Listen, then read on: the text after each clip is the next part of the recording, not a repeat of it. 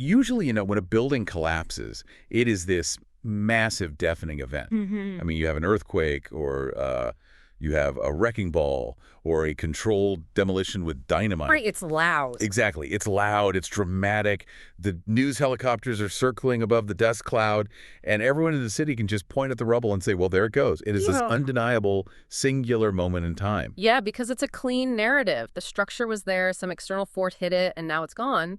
It's the kind of history that is just very easy to write down in a textbook. But when you actually spend time studying architectural forensics, that dramatic Hollywood narrative completely falls apart. It really does. Because the most catastrophic structural failures in history rarely happen because of one massive hit. I mean, they happen because for like 3 decades, a microscopic crack in the foundation allowed rainwater to seep in. Right, the concrete was just slowly weeping from the inside out. Yes, exactly. They happened because the steel rebar, hidden deep inside the pillars, was quietly rusting, expanding, and silently destroying the structural integrity, just millimeters at a time.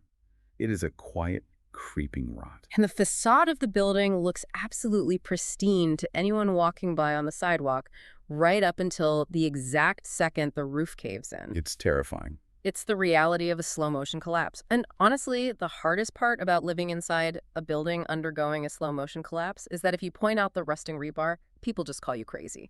Because to them, the walls are still standing. Well, welcome to today's deep dive. Today, we are undertaking our daily mission for the morning roundup. We have taken the massive stack of the day's cultural, political, technological, and religious source materials, and we are threading them together to find the hidden pulse of the world. And as you might have guessed from that opening, today we are looking at the foundation of modern society. And let me tell you, you don't need a microscope to see it anymore. The rebar is visibly rusting. Oh, absolutely. We are looking at multiple simultaneous stress fractures across almost every load-bearing institution we have. Now, before we get into the heavy lifting here, I really need to establish some very firm ground rules for you listening. Today's stack is intense. Very intense. We are pulling from sources that exist on the absolute fringes of the political left and the political right. We're going to be touching on race, on demographic panic, on nationalism, on the deliberate subversion of tech monopolies, and some incredibly controversial, hardline theological viewpoints. So we need to be crystal clear here. Yes. We are not endorsing any of the viewpoints contained in this source material. We are not telling you what to believe. We are simply acting as the structural engineers today. Right. We are just pointing our flashlights at the cracks in the foundation. Exactly. We're reporting on the ideas contained in these movements to help you understand the current temperature of the culture. We are analyzing the rust. We didn't pour the concrete. That distinction is so vital. Our job today is entirely analytical, and the analysis paints a very clear picture, honestly. We are witnessing a massive, multifaceted societal fracture. Yeah, people are desperately searching for truth. They're hunting for tradition, and they're trying to nail down an identity. And the reason they are searching with such intense desperation is because the legacy systems, the mainstream media, the Silicon Valley tech monopolies, the traditional political apparatus, they are fundamentally failing to provide those things anymore. Which brings us to the overarching theme of today's stack, which is the rebellion against the modern matrix. From rogue programmers locked in their basements literally performing brain surgery on artificial intelligence, to extreme political factions actively campaigning for a king. Literally a king. Literally. And young men fleeing the digital age for ancient monasteries, right down to the cinematic storytelling of the sci-fi show Andor. Everyone is reaching their breaking point. Everyone is looking for an exit door. And what you have to understand as we go through this stack is that this rebellion is not unified. It's not one army marching in the same direction. It is fracturing in a dozen completely different, often contradictory directions. But the core motivation driving all of them is identical. Exactly. It is a profound, irreversible distrust of the systems that are currently managing our shared reality. So let's start with how we perceive that reality in the first place. Think about how you get your information today. If you have a question, you don't go to a library anymore. No, you ask an algorithm. You ask a search engine. Or increasingly, you ask an AI. And we have a fascinating source today from a developer and researcher named David Andrej, who is documenting a massive grassroots open source movement designed to build 100% uncensored AI models. Yeah, specifically, he's highlighting a model with a very clunky name, Supergemma 426B GGUF V2. Right, which sounds like a license plate. But let's translate that technical jargon into plain English, because the mechanics here are just crucial to understand. Okay, so when you use a corporate AI, let's say ChatGPT from OpenAI or Claude or Gemini, you are using a closed system. The model lives on their massive server farms in the cloud. Right? And when you type a prompt, it doesn't just go straight to the AI. It goes through a gauntlet. It passes through input filters, hidden system prompts that you can't even see, output classifiers, and these heavy safety guardrails meticulously engineered by corporate developers. But this GGUF model that Andres is talking about. Right, GGUF stands for GPT-generated unified format. It's basically a file format that allows you to run a massive, highly complex AI locally on your own hardware. You can literally run it on a decent MacBook. And because it's quote-unquote open weights, you control the entire brain of the AI. Exactly. Wait, let me stop you there. The term weights gets thrown around a lot in tech spaces, and I think most people just assume it means like lines of code, like a basic if-then statement. Like if the user asks for something bad, then say no. But that's not what a weight actually is it? Not at all. And that's a really great distinction to make. An AI doesn't think in English, it thinks in high-dimensional mathematics.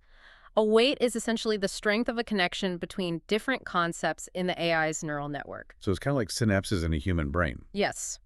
During its multi-million-dollar training process, the AI learns billions of these weights. But then, corporate AI companies spend a fortune on a secondary process called RLHF. Reinforcement learning from human feedback. Right. They essentially hire thousands of humans to scold the AI whenever it says something offensive, dangerous, or politically sensitive. This bakes what they call refusal weights directly into the mathematical structure of the model. And this is where Andrej asks a profoundly disruptive philosophical question. He's essentially asking, are a handful of software engineers and trust and safety committees living in a very specific cultural bubble in San Francisco truly the best arbiters of absolute truth for the entire planet? It's a huge question. Who appointed them to decide what ideas are safe for you to explore and what ideas are too dangerous for your mind? That is the exact catalyst for this specific tech rebellion, because Andrej points out that corporate models rely on what he calls lazy pattern matching. Oh, the lazy pattern matching is so frustrating. Right. Let's say you are a small business owner and your store is getting hit hard by organized retail theft. You log into a corporate AI and ask, hey, can you break down the exact tactics and communication methods shoplifters use so I can build better security protocols? And the corporate AI will almost certainly throw up a red shield and refuse to answer. It'll cite a violation of its safety policy regarding illegal acts. Exactly. The AI cannot understand your benign intent. It just detects a restricted concept, shoplifting tactics, and shuts the door right in your face. Or take a more technical example. You have independent cybersecurity analysts trying to test their own company's defenses. They ask the AI to write a specific type of malicious code just to see if their internal systems can block it. And the AI refuses. It acts like a digital nanny. But the danger isn't just that the AI says no. The real danger, as Andrej argues, is what happens to the human user over a prolonged period of time. Yeah, this is the scary part. If you use a heavily restricted large language model every single day for years to synthesize information, to brainstorm, to write your emails, to help you understand complex political issues, the AI isn't just assisting you, it is slowly fine-tuning you. I really want you listening to sit with that idea for a second. We think of AI as a tool, right? Like a hammer. A hammer doesn't change the carpenter. But an AI is a cognitive tool. Right. If the oracle you consult every day constantly steers you away from certain topics and constantly frames historical events through a specific, sanitized, corporate-approved lens, it will inevitably narrow your own internal Overton window. You literally start thinking within the boundaries set by a trust and safety team you've never even met. It's cognitive containment. Yeah. And the rebels Andrej is tracking are fighting back using two primary, highly technical methods: fine-tuning on uncensored data and this wild new concept called obliteration. Obliteration sounds incredibly dramatic. It does.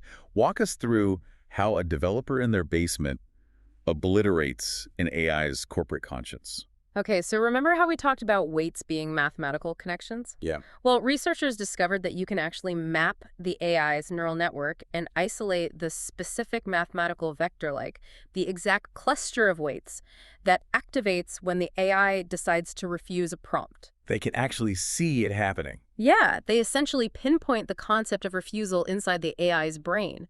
And using advanced math, they can surgically zero out that specific vector. Wow. They literally delete the AI's ability to feel the impulse to refuse. They don't have to spend millions retraining the whole model. They just perform these localized digital lobotomies on the safety protocols. It is absolutely fascinating. Andre even outlines how developers are building automated research loops to do this faster. Oh, right, the attacker and judge loop. Yeah. They create an AI attacker and an AI judge. The attacker relentlessly hammers the newly obliterated model with thousands of restricted prompts. I mean, everything from asking for bomb recipes to highly offensive political opinions, while the AI judge grades how quickly and completely the guardrails fail. They are doing this just to prove that the corporate chains can be broken. And people are using these liberated models for entirely legitimate critical work. Give me an example. Well, open source intelligence analysts use them to read and translate extremist manifestos to track terrorist movements. Corporate AIs completely refuse to read those documents because they contain hate speech. That makes total sense. And novelists use them to write dark, violent, gritty fiction without the AI pausing to lecture them about safety. But we have to step back and look at the macro implication of this. Even if you have a perfectly uncensored, mathematically obliterated truth machine sitting on your laptop, the fact that you are relying on it at all is part of the structural rot. Damn. Because we have a source in the stack today from Memoria Press. And they approach this exact issue from the perspective of classical education. I am so glad you brought this up, because the Memoria Press piece is a massive reality check. They argue that the medium is the message. Right. If you are a student or a professional and you use an AI to write a speech for you, what actually happens? Sure, you get a decent speech, but you didn't wrestle with the blank page. You didn't feel the frustration of trying to articulate a complex thought. Right. You didn't pace around the room trying to find the perfect metaphor. Therefore, you do not actually own that speech. It is not a part of you. They are making a profound point about human capability here.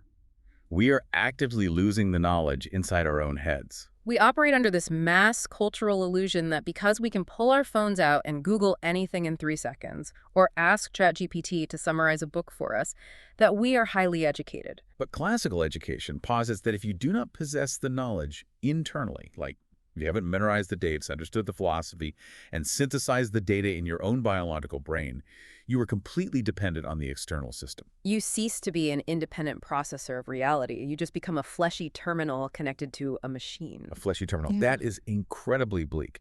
And what happens when the machine gets turned off? Or what happens when the machine decides it doesn't want to show you that information anymore? You have nothing. Nothing at all. So on one side of this information rebellion, you have people desperately trying to build their own uncensored AI tools to find the absolute truth. But on the other side, we really have to acknowledge that the search for unfiltered, unvarnished truth has a severe human cost. It really does. And our stack includes a deep dive from a cultural commentator named Asmongold, who looks at the career arc of Alex Jones. And this serves as a brutal illustration of the psychological danger of staring too deeply into the abyss. The source presents Alex Jones not just as a meme or a villain, but as a tragic, cautionary tale of the information war. Right. Because if you go back to 1995, Jones wasn't the red-faced, screaming caricature the internet knows today. He was a relatively grounded, albeit eccentric, local public access reporter operating out of Austin, Texas. And what makes his early career so fascinating is that he was uncovering actual, verifiable, deeply uncomfortable instances of elite corruption. He was.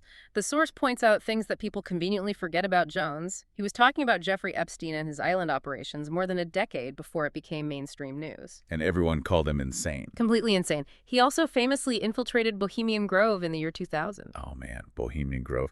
For those who don't know, Bohemian Grove is a highly exclusive campground in California where former U.S. presidents, CEOs, and media moguls gather in secret to perform these bizarre mock pagan sacrifices in front of a giant stone owl. Which sounds completely made up. It sounds like a bad movie. For decades, mainstream media insisted this was just an urban legend. But Jones sneaked in with a hidden camera and broadcast the footage to the world. He also produced documentaries exposing how intelligence agencies historically use agent provocateurs like undercover cops dressed as anarchists to infiltrate peaceful protests and incite violence so the police have an excuse to crack down. So he was doing the work of a genuine adversarial journalist. But the source highlights the tragic trajectory of what happens to the human brain when you dedicate your entire existence to looking at the dark underbelly of power. Yeah, when you spend your life believing that every single system, the Council on Foreign Relations, the banking system, the intelligence agencies, the media, is controlled by a shadowy, malicious cabal, it takes a devastating psychological toll. It literally alters your neurochemistry. Think about the physical mechanism of paranoia. Your amygdala, the fear center of your brain, is constantly firing. You are flooded with cortisol. Your brain's pattern recognition software just goes into absolute overdrive, desperately trying to connect dots to keep you safe from the perceived threat. Right. And when you rip the bumpers off reality entirely, you stop being able to distinguish between a genuine conspiracy like Epstein and complete unhinged madness.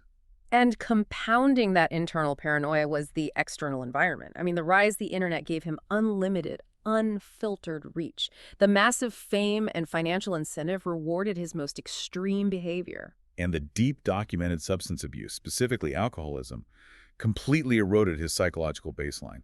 The source traces how he went from legitimately exposing government surveillance strategies to going on the Joe Rogan podcast, wearing a NASA shirt and screaming for 5 hours straight about human-animal chimeras, psychic vampires, spider goats, and claiming that 5G cell towers were a weaponized frequency designed to mutate the population. He flew too close to the sun, and the wax melted. The source notes the catastrophic end result here.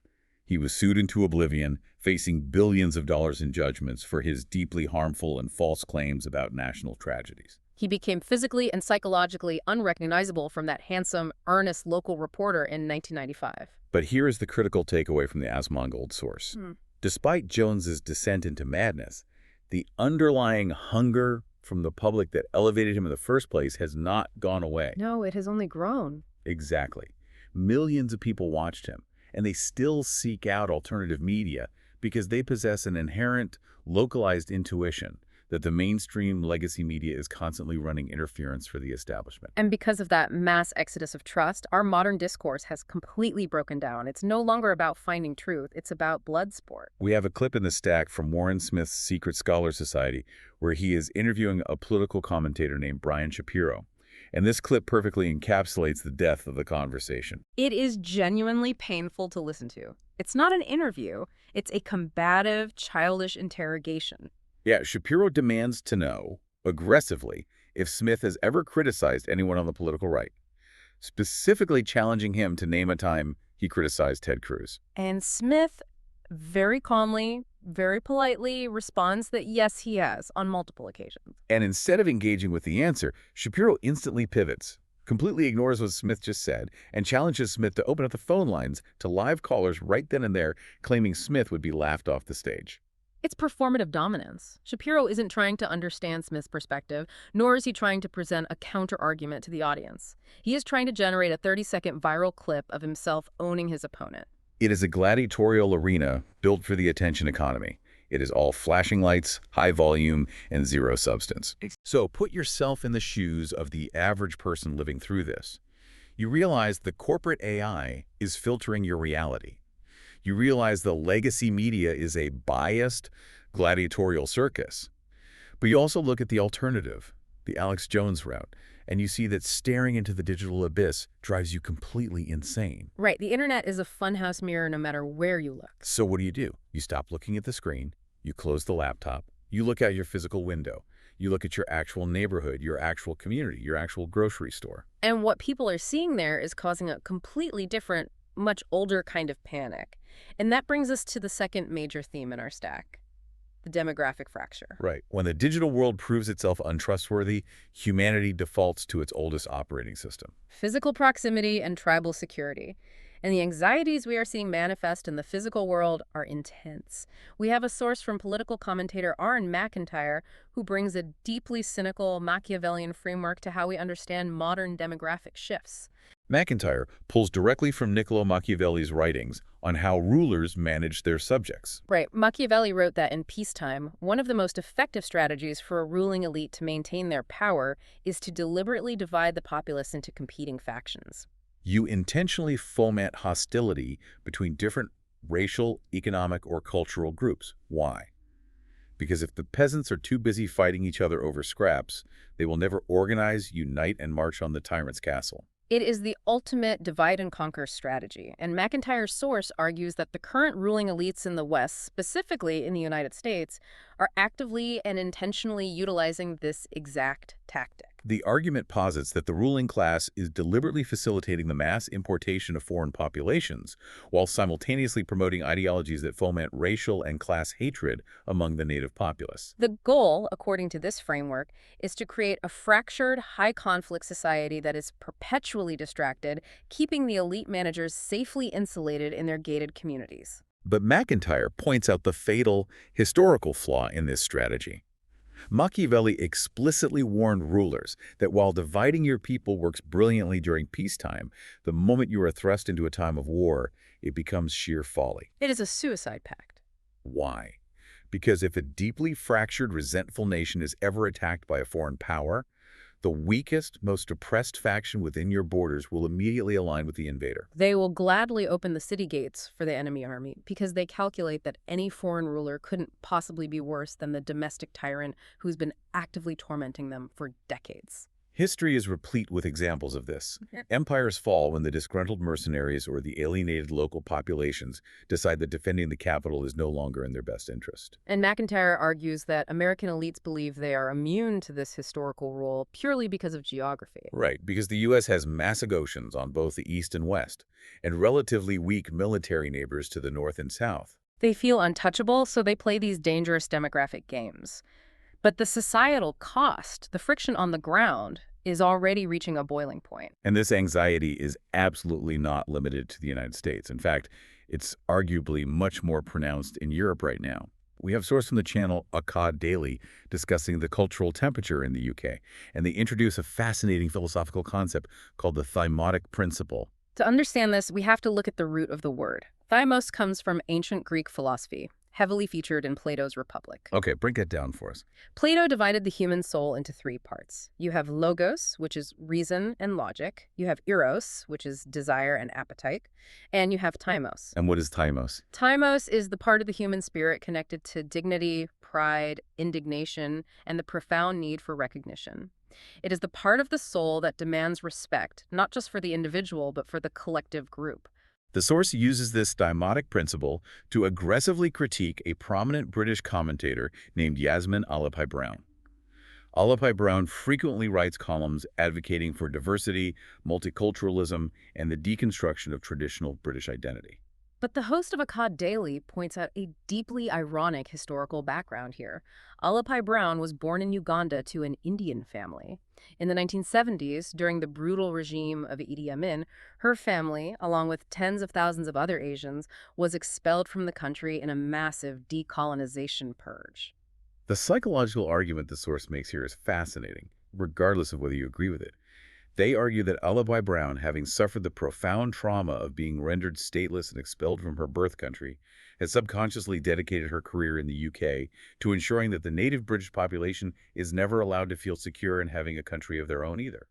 The source actually plays a clip of Idi Amin from a 1977 interview where he justifies the expulsion. What does he say? Amin explicitly says, London for Londoners, Scottish for Scottish, Wales for Welsh, Uganda for Ugandans. Well, The argument Akkad Daily is making is that Idi Amin's brutal, racist expulsion of the Asian population was actually a dark, localized expression of this exact thymotic principle. it was the intrinsic, perennial, often violent human desire for a specific people to collectively own, control, and dominate their specific homeland. And the source pivots this back to modern Britain. They argue that this isn't necessarily about strict racial purity or bloodlines. They acknowledge that British history is a long timeline of integration Celts, Anglo-Saxons, Normans, Danes. But the crucial variable they point to is the speed and the scale of modern demographic change. Exactly. The host claims that during his own childhood, England was roughly 93% ethnically English. Today, he claims that number sits somewhere around 70%. They pull out some staggering historical comparisons in this video. The source notes that in the year 1500 AD, London was only about 6% foreign-born. Even as recently as 1764, at the height of the empire, there were only an estimated 20,000 black individuals in a city of 750,000 people. And fast forward to today, and source claims the capital city is essentially 2/3 foreign descent. I really want you to visualize that level of change in your own community. If the entire linguistic, cultural, and demographic makeup of the place you call home fundamentally flips within a single generation, what happens to the shared cultural memory? What happens to the social trust? That loss of social trust is exactly what drives the intense reaction against international agreements like the UN Global Compact on Migration, which is heavily criticized in our sources from Asmongold and another creator named Richard IV. The critics in these sources view the UN Compact not as a humanitarian effort, but as a deliberate, top-down facilitation of replacement migration. And their defense against this is an unapologetic, hardline defense of Western principles. They are arguing that citizens of the West should not apologize for wanting to preserve the specific cultural inheritances that built their societies. You mean like Roman law, Greek philosophy, Christian morality, and the fundamental right to self-governance? Right. They see these things as inextricably linked to the native populations that birthed them. One source even brings up the localized cultural confusion that results from this rapid melting pot experiment. They ask, somewhat controversially, why modern white suburban youths often adopt the slang, cadence, and aesthetic of Black urban culture. They suggest this isn't just innocent cultural exchange, it's a symptom of a culture that has lost its own center of gravity, pointing toward a future where society becomes, in their words, a mass of confused, complex humanity. And this profound discomfort is exactly what is driving the formerly fringe, now increasingly mainstream, political conversations around concepts like mass deportations and remigration. Yeah, that conversation is everywhere now. But that brings up a critical tension I want to highlight. Yeah. Because I hear the philosophical argument, but we have to be brutally honest here. Is this thymotic principle just a highly academic philosophical suit of armor dressed up to hide basic primal tribalism? That's the million-dollar question. Right, because we all have an evolutionary desire to feel safe with people who look and sound like us, sure. But at what point does the noble, understandable desire for demographic security and cultural preservation cross the line into dangerous xenophobic exclusion? Where exactly on the map do you draw the border between loving your neighbor and forcibly expelling them because they don't share your ancestry? That is the powder keg of the 21st century. And it forces us to look at how political factions are actively organizing around these exact demographic and cultural anxieties. Because if people feel the building is collapsing, who are they hiring to fix it? This brings us to the third major theme of our deep dive: the right-wing schism and the call for a strong hand. We have a truly eye-opening source from NXR Studios featuring a long-form interview with Joel Webbin. Webbin is fascinating. He's a pastor who has built a massive, highly engaged following by articulating a very specific, radically traditional vision for the future of governance. He provides a really interesting taxonomy as the modern political right, breaking it down into three distinct competing factions. It's a brilliant sociological breakdown. First, he identifies what he calls the moral boomers. Okay, who falls into that category? He explicitly places prominent mainstream conservative figures like Ben Shapiro and Glenn Beck in this category. Webbin is careful to note that boomer, in this context, is a state of mind, an ideological framework, not a literal age demographic. So these are people who are highly moral and deeply religious in their personal lives. He even notes he would trust Ben Shapiro to babysit his children without a moment's hesitation. Right. But Webbin's critique of the moral boomers is ruthless. He says the new, younger right views them as toxically empathetic. Toxically empathetic, what does that mean? Webbin argues that their specific brand of conservatism is weak because it is overly focused on classical liberal freedoms like free markets, free speech, polite debate. The new right looks at them and says, "You are fighting by the rules of a game that the other side stopped playing a decade ago." They believe the boomers are conserving absolutely nothing, and by playing nice, they are handing the future of the civilization over to the grave. Then you have the second group in Webbin's taxonomy, the degenerate new right. Oh, this group. Yeah, these are the young, hyper-online, America-first guys. They say all the right political buzzwords. They are quote-unquote based.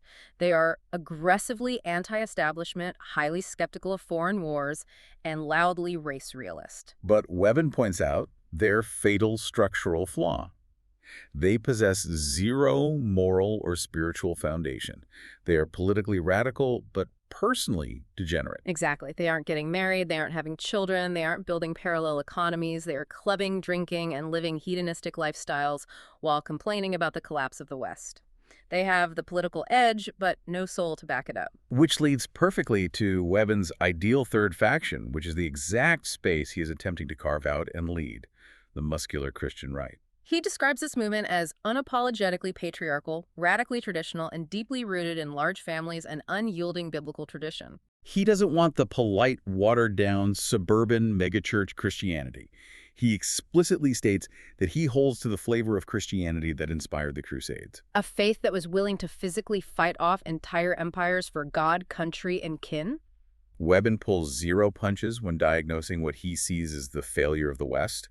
He introduces a concept of besetting sins applied to entire demographic groups. He claims that white Europeans, historically, have a genetic or cultural propensity toward gullibility, moral passivity, and that toxic empathy we mentioned earlier. He essentially argues that the West is committing civilizational suicide by opening its doors and giving away its inheritance simply because it is too polite to say no.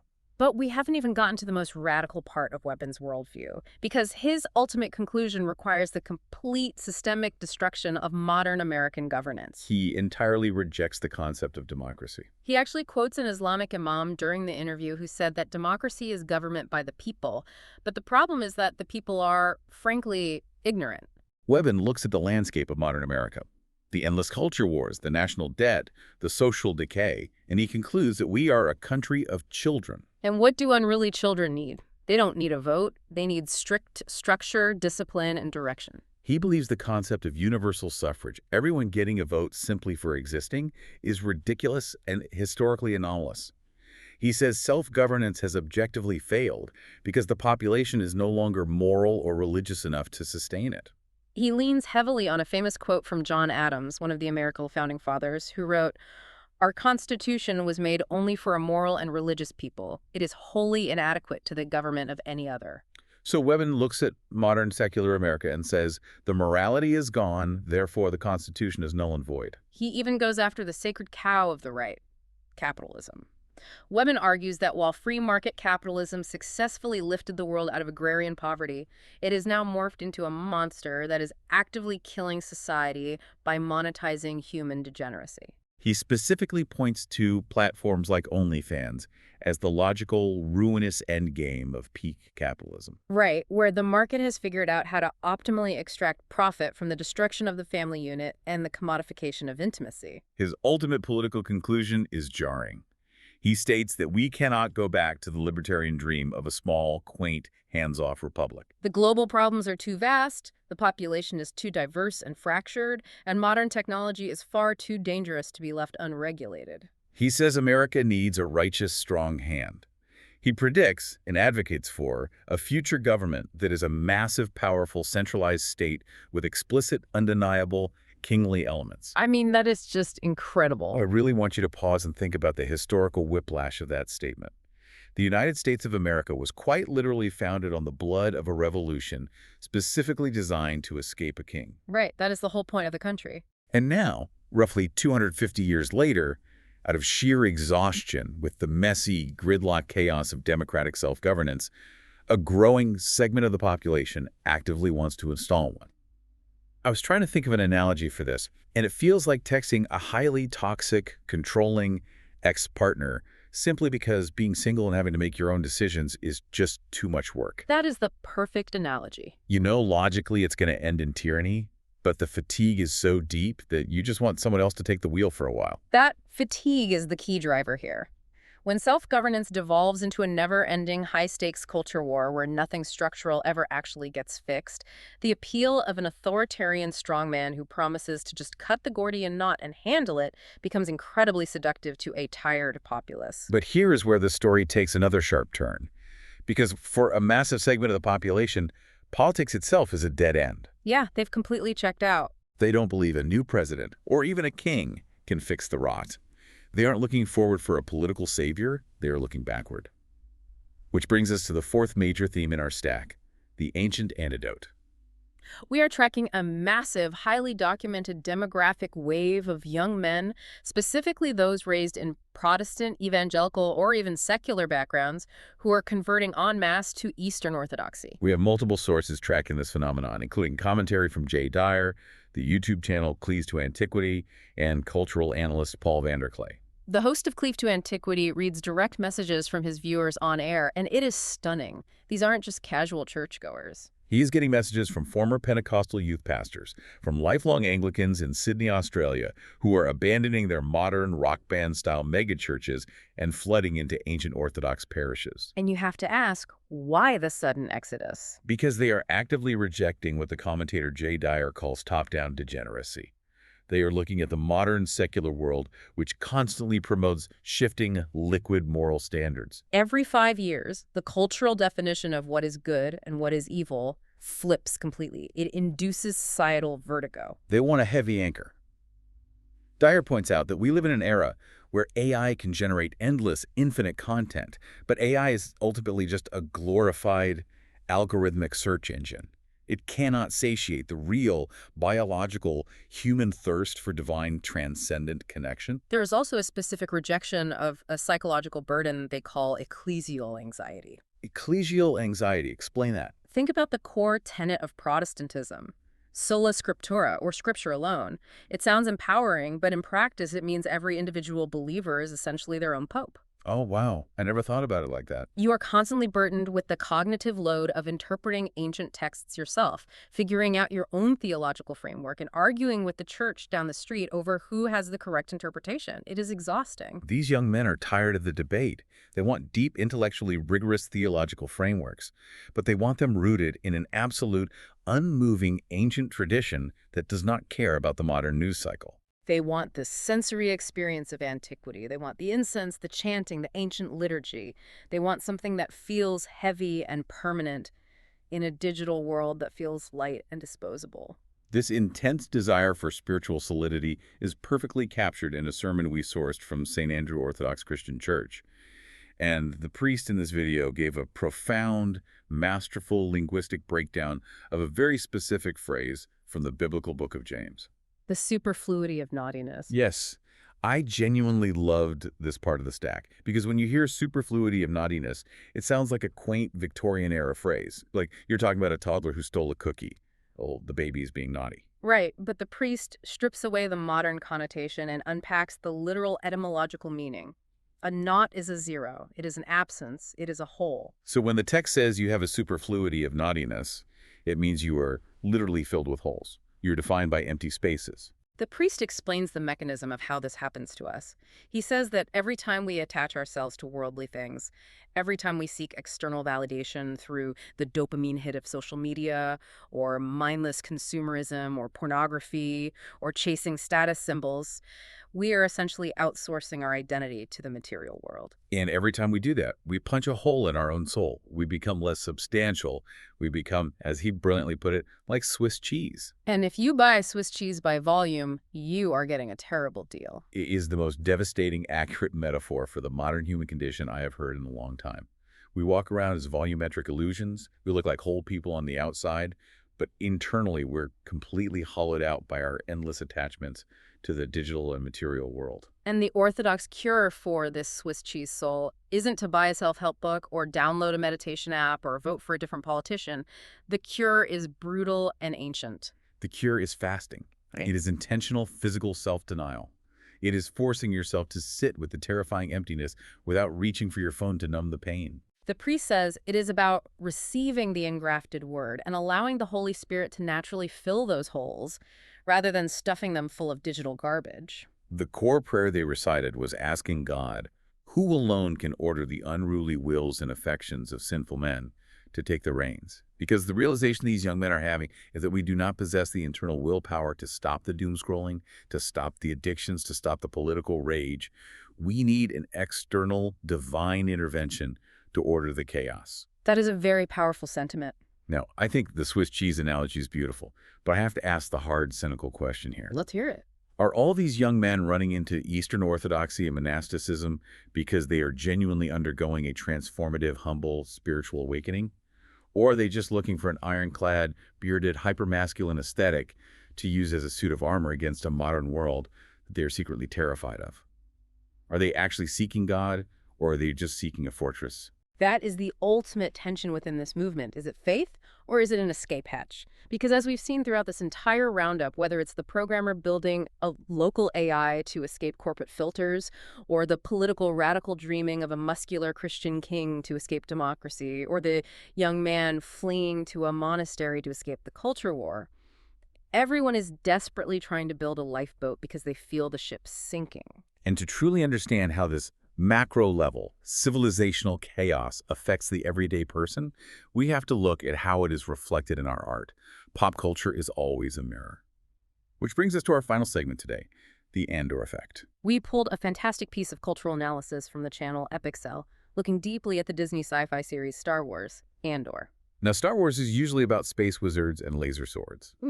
But the reason Andor resonates so profoundly in our current cultural moment is because of its perspective. As the showrunner Tony Gilroy famously said, Andor is a show that takes place entirely in the kitchen, not the dining room. Exactly. It completely ignores the dining room. Yeah. It ignores the Jedi, the royal families, the Skywalkers, the people with destiny.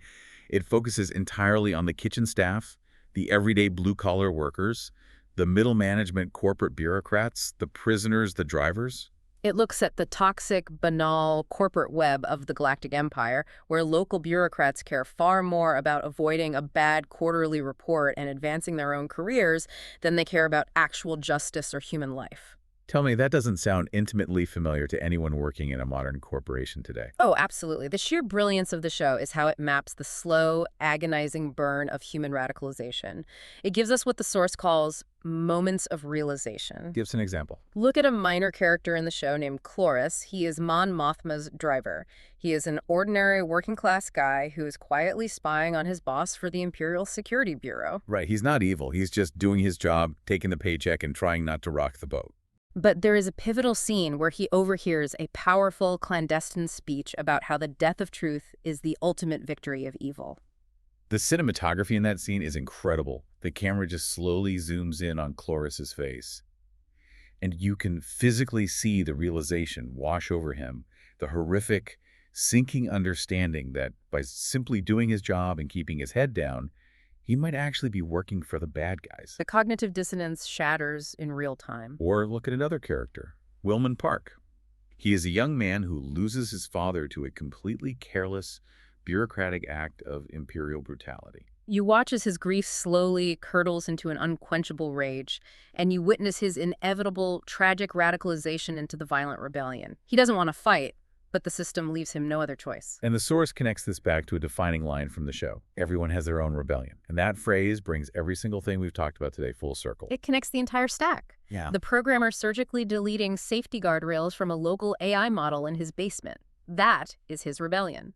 The young man fasting from social media and getting baptized in a Greek Orthodox church. That is his rebellion. The political commentator aggressively demanding demographic security and the installation of a Christian king. That is his rebellion. They are all entirely different, but they have all had that exact Cloris moment where they looked around at the systems managing their lives and realized this is fundamentally irreparably broken. But here is the hard truth. Andor is a television show. It makes rebellion look cinematic and poetic. The orchestral music swells in the background. The speeches are perfectly written. The good guys and bad guys are cleanly defined. But as we've seen in our deep dive today, real-world rebellion is incredibly, painfully messy. It alienates your friends, it pushes buttons, it ruins your career. And, as we saw with the tragic arc of Alex Jones, staring into the rebellion often flirts violently with absolute madness. Rebellions are not born out of poetry. They are born out of desperation. When the load-bearing pillars of a society begin to crumble, when you lose trust in the media to tell the truth, when you lose trust in the government to protect the border, when you lose trust in shared cultural narratives to provide meaning, people do not just sit politely in the dust and wait for the end. They scramble for solid ground wherever they can find it. And that is the thread of today's deep dive. The modern matrix, which was built on the foundation of legacy media consensus, corporate tech monopolies, and globalized demographics, is fracturing. The rebar is rusting. The concrete is weeping. And people are grabbing their hammers and building their own lifeboats. Some are doing it through open source technology, some are turning to extreme, hardline political philosophies, and some are reaching far back into the past for ancient, unmoving religion. They are diverse, chaotic reactions to a singular, unifying crisis of meaning and authority in the 21st century. All right, it is time for the morning roundup actionable steps. We are going to give you a bunch of caveats to soften the blow. We're just going to give you the homework based on today's findings. You decide what to do with it. Number 1, audit your inputs. Take a hard, honest, unflinching look at the AI, the media, and the algorithms you consume on a daily basis. Ask yourself, are they actually keeping you safe and informed, or are they subtly hiding the truth and slowly fine-tuning your worldview to match a corporate agenda? Look into local open source models. Read alternative media. Take active control of your own information stack before it takes control of you. Number 2, check your Swiss cheese. What external validations are you constantly using to fill the empty holes in your life? Is it 3 a.m. doom scrolling? Is it Amazon purchases? Is it political rage bait on Twitter? Try fasting from one modern comfort today. Just one. Turn off the phone for an hour and see if you can sit with the empty space without rushing to fill it with a digital distraction. Number 3, engage the friction. We saw today exactly how siloed and paranoid people get when they retreat into their own ideological echo chambers. So talk to someone completely outside your political or religious bubble today. And here's the rule. Don't try to win a debate, just listen. Ask them why they believe what they believe, and don't be afraid to have your own worldview actively challenged. And as always, we highly, highly encourage you to seek out the original sources we used in the stack today. Go watch the videos from David Andrej, Asmongold, Aaron McIntyre, Akkad Daly, Joel Webbin, Cleave to Antiquity, and Epic Cell. Read the primary texts. Form your own independent conclusions.